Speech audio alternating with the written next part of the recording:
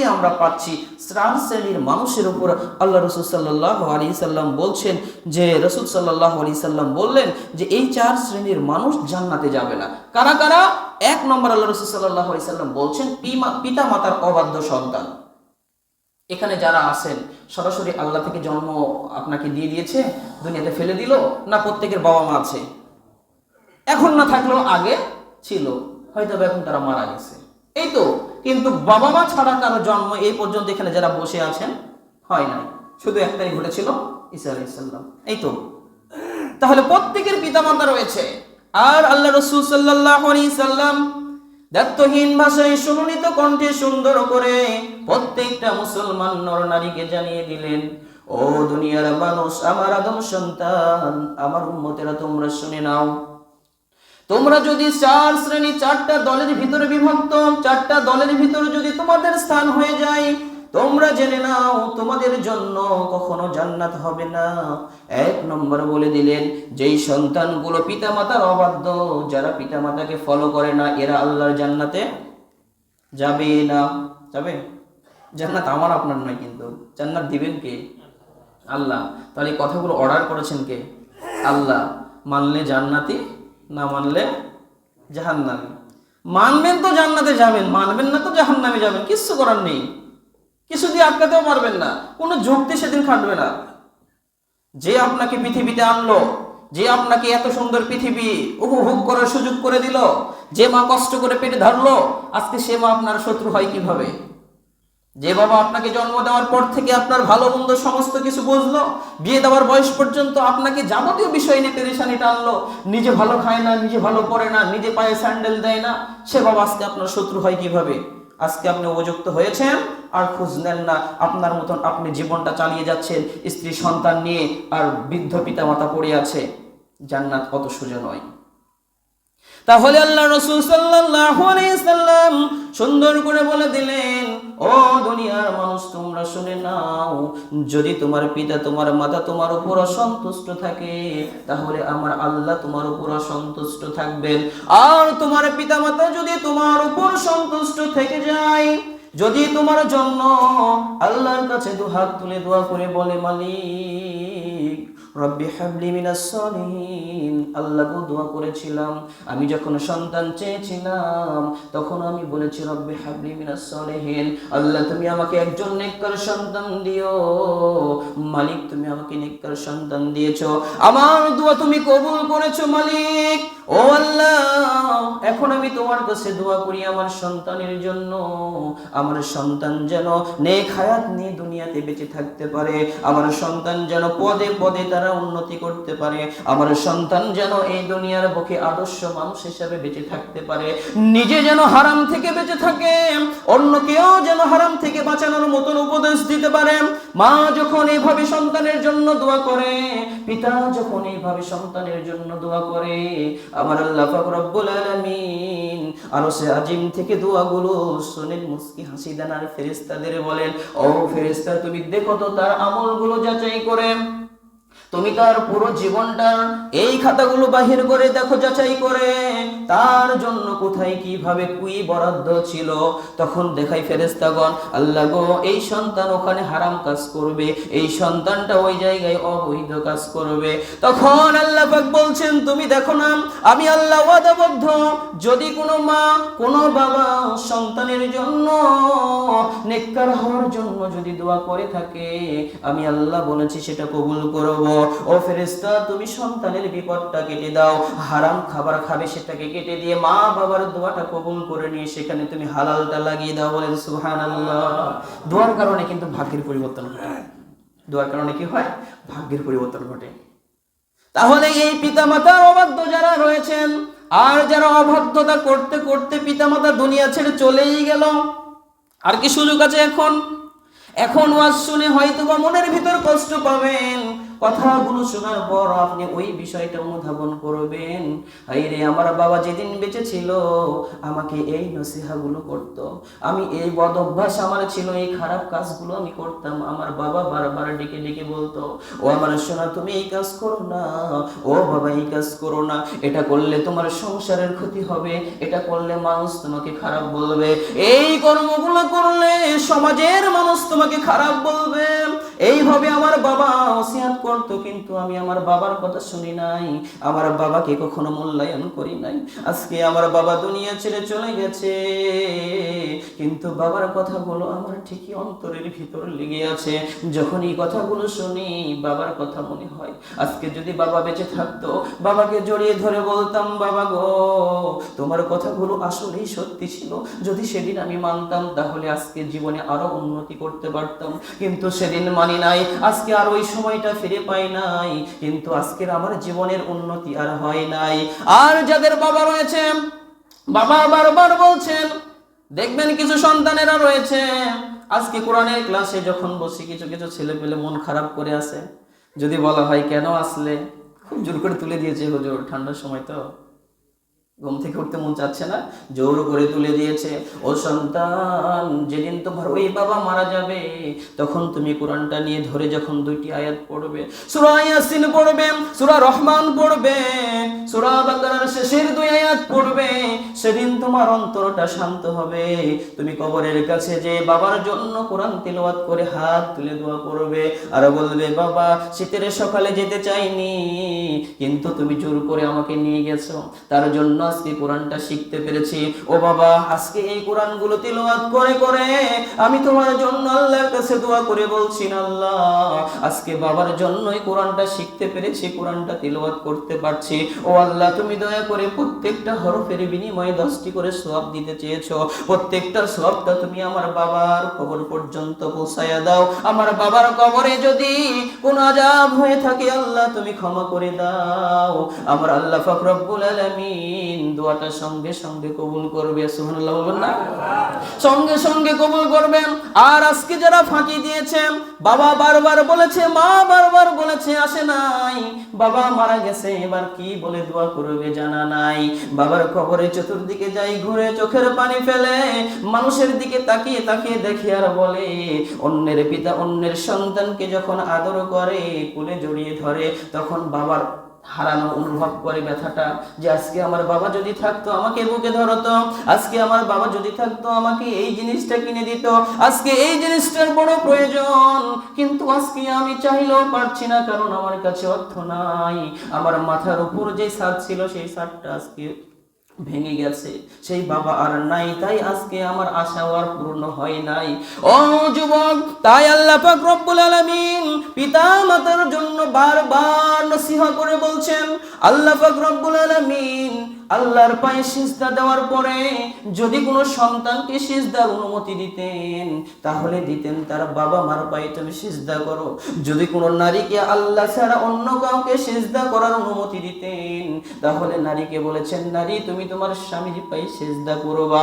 তাহলে প্রত্যেকটা সন্তানের জন্য পিতামাতা হচ্ছে এতটা গুরুত্বপূর্ণ বিষয়।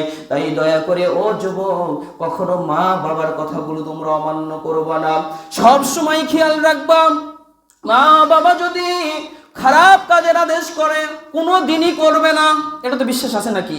মা বাবা খারাপ কাজের আদেশ কোনো দিনই করবে না, কিন্তু এক সময় করেছিলেন, যেই সময় আমার আপনার নবী মুহাম্মদ সাল্লাল্লাহু আলাইহি ওয়াসাল্লাম দ্বীনের দাওয়াত দিয়েছিলেন, তখন ওই বিধর্মী সন্তানগুলা, এই সাহাবীগুলা নিজের বাবা মা নিজের ধর্ম ছেড়ে যখন ইসলাম ধর্ম গ্রহণ করেছিলেন, তখন এই পিতামাতাগুলো তাদেরকে বহিষ্কার করেছিলেন, তাদেরকে ত্যাগ করেছিলেন। এমন পরিস্থিতি তখন হয়েছিল। কিন্তু আজকের সমাজে আমরা তো সবাই মুসলিম, কি মুসলিম তো নাকি? সবাই মুসলমান। নামাজে যদি আসেন, কোনো বাবা কি বাধা দিবে? কখনো বাধা দিবে না। যদি কোরআন তেলাওয়াতের জন্য আসেন, কোনো মা আপনাদেরকে বাধা দিবে না, বরঞ্চ তারা আনন্দ উৎপোজিত হয়ে তারা উৎসুক মনে আপনাকে যাওয়া আসার জন্য হয়তো বা কিছু বকশিশ দিবে, দেবে কিনা? দিবে, আপনি মাথায় টুপি নাই, আপনার মা হাঁস মুরগির ডিম বিক্রি করে টাকা দিয়ে আপনার জন্য সুন্দর টুপি কিনে নিয়ে এসে মাথায় দিয়ে দিয়ে বলবে বাবা তুমি যাও। বাবা দেখছে আমার সন্তান গেঞ্জি পরে শার্ট পরে মসজিদে যাচ্ছে, বাবার কাছে টাকা নাই, তারপরেও বাবা মার্কেটে যে একটা পাঞ্জাবি কিনে নিয়ে এসে দিয়ে বলবে বাবা আমার সন্তানটা নামাজ পড়ছে, কোরআন তিলাওয়াত করছে, যাও বাবা আমি তোমাকে এটা কিনে দিলাম। কোনো দিনই আজকের বাবা মা ভালো কাজে গেলে কখনো কোনো সন্তানকে বাধা দিবে না। যদিও কখনো দেয় বলে নামাজ পড়া যাবে না, তখন মার কথা শোনা যাবে না, বাবার কথা শোনা যাবে না। যদি বলে আল্লাহ মানা যাবে না, তখন পিতা মাতার কথা শোনা যাবে না। শুধু এই দুইটা জায়গায় ছাড়া পিতা মাতাকে অমান্য করার কোনো অপশন নেই। তাই আল্লাহর রাসূল এই যে চারজন ব্যক্তি আল্লাহর জান্নাত পাবে না, তার মধ্যে এক নম্বর হচ্ছে যারা পিতামাতার অবাধ্য সন্তান, এরা কখনো আল্লাহর জান্নাতে যাবে না। অতএব ও যুবক, যাদের পিতামাতা রয়েছে এখন পর্যন্ত সুযোগ রয়েছে, তুমি যদি মার সাথে বেয়াদবি করে থাকো, এখান থেকে যেই মাকে সালাম দিবা, দিয়ে বলবা মা সকাল থেকে আজকে পর্যন্ত বুদ্ধি হওয়ার পর থেকে তুমি আমাকে অনেক ভালো কাজের আদেশ করেছো মা, আমি শুনি নাই, ও মা তুমি আমাকে ক্ষমা করে দাও, আর যা অন্যায় করেছি তোমার সাথে বেয়াদবি করেছি, এখন ভেবে দেখছি আমার আল্লাহ এই বেয়াদবির জন্য অনেক শাস্তি হয়তো বা আমার আমল নামায় লিপিবদ্ধ করে দিয়েছে।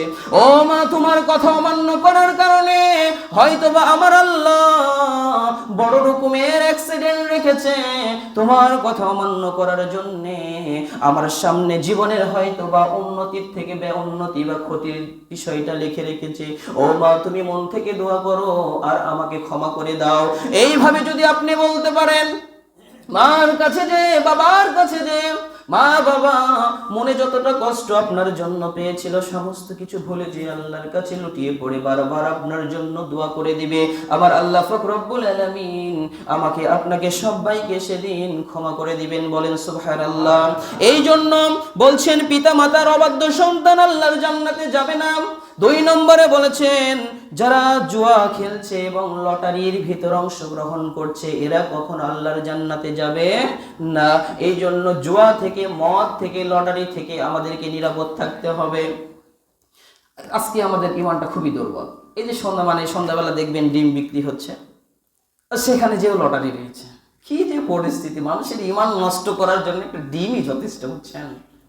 তার ভিতরে রয়েছে লটারি, ধরছেন আর ডিম পাচ্ছেন, করতে করতে একদিন কিছুই পালেন না, একদিন পাইছেন 10টা, আর একদিন দেখলেন 20টার টাকা চলে গেছে। কি সর্বনাশ! যেদিন পেয়েছিলেন সেদিন মনের গতি কেমন ছিল, যেদিন হারিয়েছেন সেদিন গতিটা কেমন। এগুলো কাজ মানুষ করে। যেদিন পেয়েছেন সেদিন যে ভালো কাজ তো, হ্যাঁ একটা করে ডিমের দাম যদি 20 টাকা নেয়, আর আমি আন্দাজি 10 টাকাতে টিকিট ধরতেছি, 2টা ডিম পাচ্ছি, বিশাল ব্যাপার। হ্যাঁ চারটিখানিক ব্যাপার। যেমন পাইছেন মনটা তখন ভরে উঠছে, যেদিন যাচ্ছে সেদিন বলতেছেন এই কাজটা তো খুবই খারাপ, খুবই খারাপ, খুবই খারাপ। লাভের চাইতে বেশি ক্ষতির দিকটা এখানে রয়েছে। এই জন্য জুয়াটাকে হারাম করা হয়েছে। ও আমার সম্মানিত ভাইয়েরা, যুবক ভাইয়েরা খেয়াল রাখবেন, আপনাদের তো মাথা ওয়াশ করেছে ফ্রি ফায়ার গেমগুলোতে, অতএব জুয়া থেকে বেঁচে থাকবেন। আর এই সমস্ত ছোটখাটো জুয়াটা যেটাতে আপনারা শিখছেন জুয়া খেলা, এগুলো থেকে বেঁচে থাকবেন। কেননা যারা নিয়মিত জুয়া খেলছে, যারা নিয়মিত মদ পান করছে, আল্লাহর জান্নাতে যাবে না, এই কথাই বলা হয়েছে। এরপরে বলছেন লটারি, ভাগ্য পরীক্ষা করা। ভাগ্য কিন্তু পরীক্ষা করা এটাও একেবারে হারাম, কিন্তু এক জায়গাতে সেটা জায়েজ করা হয়েছে। কোন জায়গায় জানেন? বলে দেব। রাসূল বলেছেন এক জায়গাতে লটারি করা যায়। সেটা হচ্ছে এটা, আপনার বাবার মানে 4টা ফ্ল্যাট রয়েছে, আপনারা 4 ভাই, এবার 4টা ফ্ল্যাটেরই একই সমমূল্য। এখন 4 জনই তো 4টা নিতে হবে। এখন একজন বলছে যে আমি এটা নিব, আর একজন বলছে আমি এটাই নিব, কিন্তু 4টা যে ফ্ল্যাট রয়েছে এর ভিতর 19-20 নাই। কথাগুলো ভালো করে বুঝবেন যে কোন জায়গাতে ভাগ্য নির্ধারণ করাটা জায়েজ রয়েছে, এতটুকু বলছি আমি। তো বাবা যে 4টা ফ্ল্যাট বা বাড়ি বানিয়ে গেছে 4টা ভাইয়ের জন্য, 4টাই একেবারে 19-20 নাই। যা এই বিল্ডিং এ আছে ওই বিল্ডিং ও ওটাই আছে, এরকম 4টা বিল্ডিং এ একই রকম। কিন্তু 2 জন বলছে একটা বিল্ডিং এর প্রতি বেশি ঝুঁকি, আর 2 জন দেখা যাচ্ছে যে না আমাদের এটা দিলে সমস্যা নেই। মাঝখানে একটা কি থাকতেছে বঞ্চিত, ওটা আর কেউ নিতে চাচ্ছে না। এবার কি হবে? এবার আল্লাহ রসুল বলছেন যে তোমাদের তো চারটাই সমান মূল্যের, এখানে তো 19-20 কিছু নাই যে এটার দাম 1 লক্ষ ওটার দাম 1 কোটি, এরকম তো না। সবগুলোই যদি হয় 1 লক্ষ, সবই যদি হয় তাহলে চারটায় 4 কোটি। এবার আল্লাহ রসুল বলছেন এবার 4 জনের নাম লিখে বিল্ডিং গুলা 1 2 3 করে ভাগ করে দিয়ে নাম্বারিং করে দিয়ে তোমরা কাগজের ভিতর দিয়ে সামনের দিকে ছুড়ে দাও। দেওয়ার পর 4 জনকে বলো এবার তোমরা উঠাও। এবার 4 ভাই 4টা টোকেন নেওয়ার পর এবার নসিবে হয়ে গেছে অমুকের জন্য 4 নম্বর, অমুকেরটা উঠেছে 3 নম্বর, আর একজনের উঠেছে 2 নম্বর, আর একজনের উঠেছে 1 নম্বর। এবার বলছে এটা আল্লাহ থেকেই তোমার ফয়সালা হয়েছে, যাও। আর কোনো কথা বলার অপশন আছে? আর কোনো কথা বলার অপশন নেই। এখানে কিন্তু কোনো আপনার অন্যায় করা হয় নাই, পুরোটাই ইনসাফ হয়েছে। এই জায়গাতে শুধু ভাগ্য নির্ধারণ করা জায়েজ রয়েছে। এবার আপনি বলছেন সরকারিভাবে লটারি ছেড়েছে, 150 টাকা দিয়ে লটারি ধরলে বিদেশ যাওয়ার সুযোগ রয়েছে, আছে নাকি এরকম? হয়তো এটা করা যাবে না। আবার মাইক দিয়ে দিয়ে বলছে লটারি লটারি লটারি। অনেকে আবার বলছে গ্যাসের চুলা পাওয়া যায়, অনেকে বলছে রাইস কুকার পাওয়া যায়, অনেকে বলছে সিঙ্গা মেশিন পাওয়া যায়, আছে না? আসে কিন্তু মাঝে মধ্যে। খবরদার এরকম কাজ করবেন না। যদি আপনার 5,000 টাকা লাগে সেখানে যে 7,000 লাগবেই তো নাকি? তো অতএব কিনে নিবেন একটা জিনিস, কিন্তু একটা জিনিসটা ফ্রিতে পেতে যে আপনার ঈমানটা নষ্ট করবেন না, আল্লাহ এবং রাসূলের সাথে কখনো নাফরমানি করবেন না। তাহলে আল্লাহ রসুল বললেন এই ভাগ্য নির্ধারণ করা বা লটারি করা থেকে তোমরা বেঁচে থাকো। আরেকটি কথা আল্লাহ রসুল অন্য হাদিসে বলেছেন তোমরা গণক থেকে বেঁচে থাকো। গণক মানে কি? যারা হাত দেখে বলে তোমার অমুক রাশি তমুক রাশি, এই হয়েছে সেই হয়েছে, ঘোড়ার ডিম হয়েছে, কিছু হয় না, মিশাই। আবার বলছেন অমুক দিনে তুমি মরবা, আজকে তোমার এই খাওয়া লাগবে, কালকে ওই খাওয়া লাগবে, না খালে তোমার এই হবে সেই হবে, কিছু হবে না। হ্যাঁ, আবার কিছু হারিয়ে গেছে, দৌড় দিয়ে ইমানদার গণকের কাছে চলে দেয়া বলতেছে বাবাজি আমার অমুক জিনিস হারাইছে, কোন তো কে লিয়েছে, ও আন্দাজি মিশাই, মানে দুনিয়ার মুছা পড়ে শেষ, কিন্তু কিছু জানে না, বুঝছেন? আন্দাজি করে তখন বলতেছে অমুকে লিছে তমুকে লিছে, কিন্তু আসলে লাইনি। হ্যাঁ, আপনার সাথে শত্রুতা মাঝে যা করলে তাই করছে বলে দিল। মানুষও তখন বোকার রাজ্যে বাস করছে, সব বিশ্বাস করে নিল। আসার পর থেকে শুরু হয়ে গেল কেচাল। আর একজন ব্যক্তি থাকবে যারা জিনের সহযোগিতা নেয়। জিনের কিন্তু আল্লাহ অনেক পাওয়ার দিয়েছে, অনেক সময় সত্যি হয়। সত্যি কিভাবে হয় জানেন? ওই যে আল্লাহ যেমন বলে আকাশে কথা, এই শয়তান জিন যে আসমানে তখন লেয় কান পাতে দিয়ে আসে। তো যেই জিন যার কাছে থাকে ওই গুরুদেরকে তখন বলে দেয় আজকে আল্লাহ ফেরেশতাকে এই অর্ডার করেছে, কালকে সকালবেলা এটা হবে। ও তখন বলে দিয়েছে রাত্রে এসে, ও যখন সাগরেদদের বলে দিছে কালকে অমুক জায়গায় বৃষ্টি হবে রে, এই দেখিস হবেই। হ্যাঁ, হয়ে গেছে, বিশাল ব্যাপার। এই যে আল্লাহর মতনই তো নেই, এই যা বলিছে তাই হয়েছে। এই শক্তি পাইছে কোনটি? আল্লাহ ফেরেশতার সাথে কথা বলতে কইছে, এই শয়তান জিন যে ওখান থেকে শুনে আসছে। আল্লাহ তখন দেখছে পরিস্থিতি তো খুবই ভয়ানক। আমরা যা কথা বলি মানুষটা জানে, আর মানুষ যখন জানে তখন মানুষের ভিতরে বিভ্রান্তি সৃষ্টি করে ফেলতেছে, এটা বন্ধ করা লাগবে। তখন আল্লাহ কি করলেন? আল্লাহ এই আসমানে তখন তারা তৈরি করলেন। কিসের জন্য? এই উল্কাগুলা যেমন যাবে, মানে যেমন কুকুর তেমন মুগুর, বুঝছেন, দিয়ে দিবে। ওই উল্কাগুলা খসে খসে তখন তাদের গায়ে পড়া শুরু হয়ে গেল। আর এই জিনগুলো আসমানের খবর নিয়ে এসে জমিনে দিতে পারলো না। কিন্তু জমিনের খবর তো জিন নিতে পারবে নাকি? আপনার একটা জিনিস হারিয়েছে বা একটা কিছু হয়েছে, পড়ে আছে, এখন আপনার জিনটা একটু বেশি আপনার ভক্ত। তো এবার এই জিন যখন আপনার গুরু আপনাকে মানছে সবকিছু, তো তাকে আপনি অনুসন্ধান করতে পাঠালেন, এই দেখো তো অমুক জায়গায় এই জিনিসটা হয়েছে, কি অনুসন্ধান, দেখো তো, খুঁজে দেখো তো। তখন ওর পাড়ার জিন এ পাড়ার জিনের সাথে তখন কথা বললো। জিন তো সব জায়গাতেই আছে নাকি, তো কথা বললো, বলে বলছে ভাই একটু খোঁজ করে দেখো তো কোথায় কি। তো ওদেরকে তো আমরা দেখতে পাই না, ওরা আমাকে দেখতে পায়। তো এরা তখন লিঙ্ক করে নিয়ে ডাটাটা নিয়ে তথ্য সংরক্ষণ করে তখন ওই কবিরাজকে বলছে দেখেন অমুক জায়গাতে এইভাবে ওইভাবে ওইভাবে হয়ে গেছে। হ্যাঁ, তাই হয়েছে। তখন মানুষ বিশ্বাস করলো হুজুরি ফলস, কবিরাজি একেবারে ঠিক। আল্লাহ কি বললো আন্দাজি বুঝে না সুঝে না, কি বলিস এই কথা যে হাত দেখানো যাবে না, গণকের কাছে যাওয়া যাবে না, গেছি বলেই সম্পদটা পাইছি, কিন্তু ধোঁকা দিয়েছে কোথায় থেকে? এখান থেকে। ধোঁকা কোন জায়গায় এটা আপনি বুঝতে শিখতে হবে। যে বিষয়টা হচ্ছে এরকম যে 100 জনে যদি 100টা গণক যদি আপনাকে 100টা কথা বলে তার ভিতর 99টাই ভুল হবে, একটা হয়তো সত্য হবে, তো একটা তো সত্য হয় স্বাভাবিক। এই জন্য আল্লাহ রসুল বললেন তোমরা কখনো গণকের কাছে যেও না, তোমরা কখনো হাত দেখায়ও না, দেখালে তোমাদের ঈমানটা নষ্ট হয়ে যাবে। এটা কে বলেছেন? আল্লাহ এবং রসুল বলেছেন, অতএব দেখানো যাবে না। এবার আসুন আমরা 3 নম্বর পয়েন্টে চলে যাই। আল্লাহ রসুল বলছেন যে ব্যক্তি খোঁটা দান করে ওই ব্যক্তি কখনো আল্লাহর জান্নাতে যাবে না। খোঁটা দান আবার কি? কাউকে কিছু দেওয়ার পর ওই বিষয়টা আবার তুলে ধরা মুখের কাছে, বিশেষ করে যে আমাদের সম্মানিত মায়েরা যারা রয়েছে এদের বিষয়টা বেশি হয়, বুঝছেন? মানে বাড়িতে হাঁস মুরগি ছাগল এগুলো যারা পালে, এক বাড়ি থেকে আরেক বাড়ি দৌড় মারে, ও তখন লাঠি দিয়ে মারে, হাত পা ভেঙে যায়, ও তখন দৌড়ে বলে কালকেই তোর বাটাকে একটা ডিম দিছি, আজকে তুই আমার মুরগিটা বাড়ি মারে, তোর এর কি সাজেছে বলতো? তা আমি মারতে চাইনি রে বউ, মারিছি চ্যাঙ্গা লাগে গেছে, আমি কি করবো? এখন যে ডিমটা দিয়েছে কালকে, ও তো মহব্বত করে দিয়েছে ওর সন্তানকে, ও ঠাই ভাঙে গেছে, আমার বলা লাগবে কেন? এই যে ডিম দিয়ে যে সবটা হয়েছিল, যে উপকারটা হয়েছিল, ও যেমন বলিছে আর অমনি আলহামদুলিল্লাহ ও সবটা ওখান থেকে শেষ হয়ে গেছে। এই খোঁটা দেওয়া অভ্যাসটা পরিত্যাগ করতে হবে। শুধু মহিলাদের মধ্যে নয়, এটা পুরুষদের মধ্যেও রয়েছে।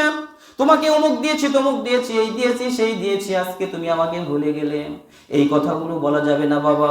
কাউকে দান করে যদি আপনি খোঁটা দেন, এটা যদি বলে বেড়ান, এই দানটার সওয়াব পাওয়া যায় না। তাই আল্লাহর রাসূল বলেছেন, তোমার ডান হাত যদি দান করে, বাম হাত জানবে না, এটাই হচ্ছে অরিজিনাল দান। আর যদি তুমি দান করার পর বলে বেড়াও আমি এটা দিলাম, সেটা দিলাম, অমুককে দিলাম, তমুককে দিলাম, এই করলাম, সেই করলাম, এটা ওই প্রচারের জন্য দান হয়েছে, কিন্তু এটা অরিজিনালি দান হয় নাই। তাই রাসূল বলছেন, যারা দান করার পর খোঁটা দেয় এরা আল্লাহর জান্নাতে যাবে না। এবার আসুন, আল্লাহ রাসূল সাল্লাল্লাহু আলাইহি ওয়াসাল্লাম শেষ পয়েন্টে বলছেন, যারা নিয়মিত নিষেধাদ্রব্য মদ খাচ্ছে তারা আল্লাহর জান্নাতে যাবে না। তাহলে এই হাদিস থেকে আমরা জানলাম যে ব্যক্তির ভিতরে 4টি জিনিস থাকবে সে আল্লাহর জান্নাতে যেতে পারবে না।